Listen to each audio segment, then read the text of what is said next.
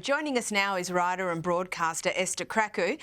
Esther, King Charles hosted his first state visit since the coronation for the South Korean President and First Lady. A lavish occasion as always. Can you run us through the formalities?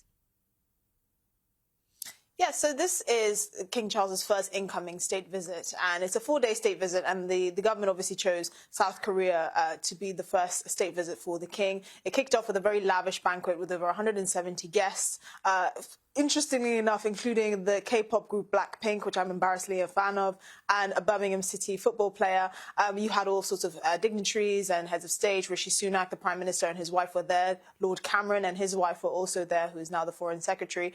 So it was quite a lavish state affair. I mean, it had over 4,000 pieces, including sort of dinner plates and all the crockery that comes with it. It was a very lavish affair. The king was there with his wife and the Queen, Queen Camilla, the Princess Royal Anne, and the Kate and William were also there as well, dressed, to the nines.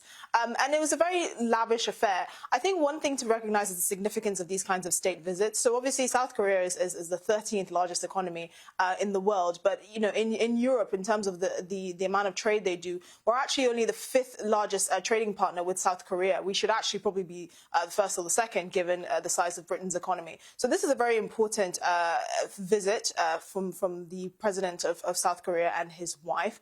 We know that the reason why this state visit was chosen was because of, the growing trade and infrastructure and security relationship between Britain and South Korea.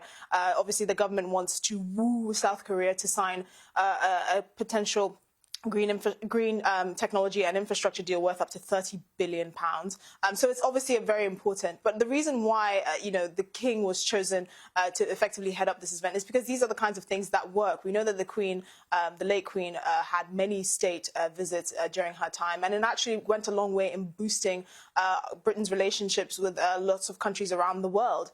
And this is no different. Obviously, the first incoming state visit does make a great statement, considering, this is the first one of King Charles's reign, and I would argue that it was a success. Obviously, this kind of soft diplomacy really does go down well, and it actually is very popular with world leaders around the world. I mean, given the kind of press coverage that the president of South Korea would get, being pictured with the king and having Blackpink getting honorary MBEs and all of those sorts of things, these kind of things boost the local popularity of politicians around the world. So it is a very mutually beneficial kind of engagement, and it just highlights one of the gems of the royal family. The fact that, many politicians could only dream to have the approval ratings that the king currently does have. But these kinds of soft diplomacy moves that are actually very important to keeping Britain's relevance, particularly in a post-Brexit world where the country is looking to open up and have all sorts of bilateral deals with different countries.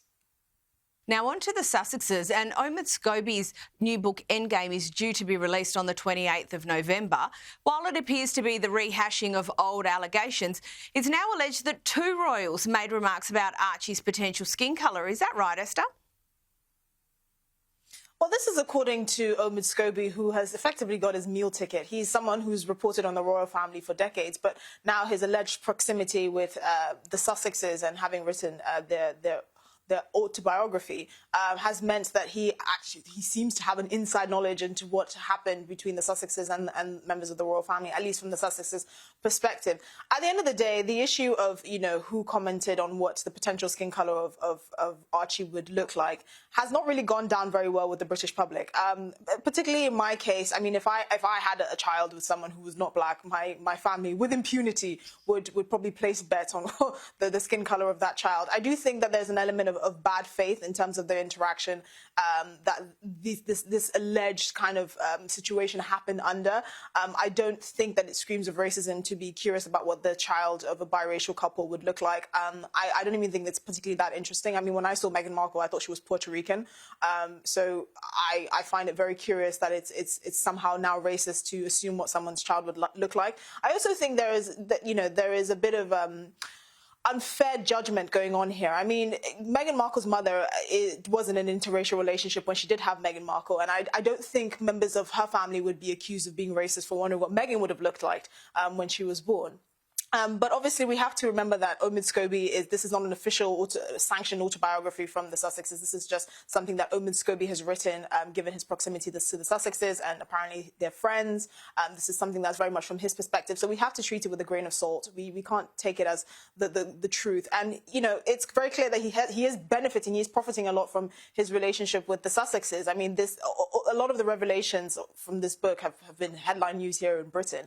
So clearly there is money to be made.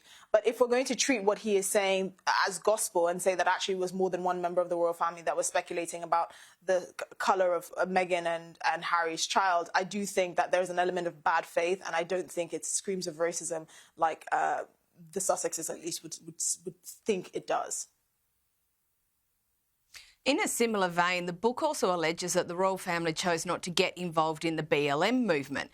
Now, I'm not sure whether that's an insinuation that the royal family is racist, but frankly, given the social and political bin fire that surrounded BLM, I think the royals probably did the right thing in staying well away from it.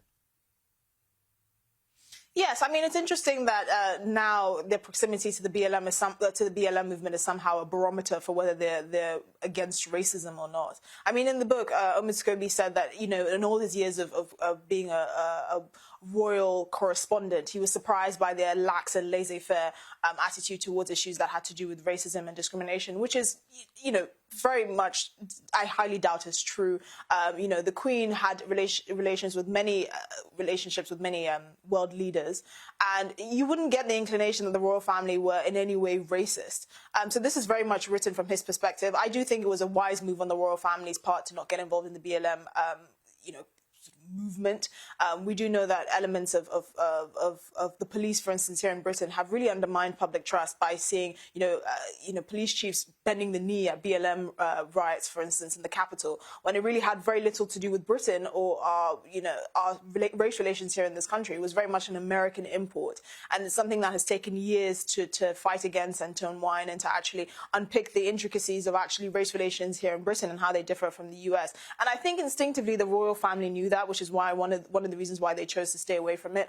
Again, taking Omid Scobie's word on the royal family's approach to BLM or just movements highlighting racism and discrimination is not very wise, because he doesn't seem like a very credible source. I mean, there are many questions around who his sources are in the royal family. It doesn't look like he has many friends in Buckingham Palace, and the only real contact he seems to have is with the Sussexes, who are more and more trying to distance themselves from this book. I mean, it's clear that they are trying to move on from this whole kind of royal family saga, even though this is a can of worms that they themselves opened by having that interview with Oprah Winfrey and Harry's book Spare. So they can't really complain.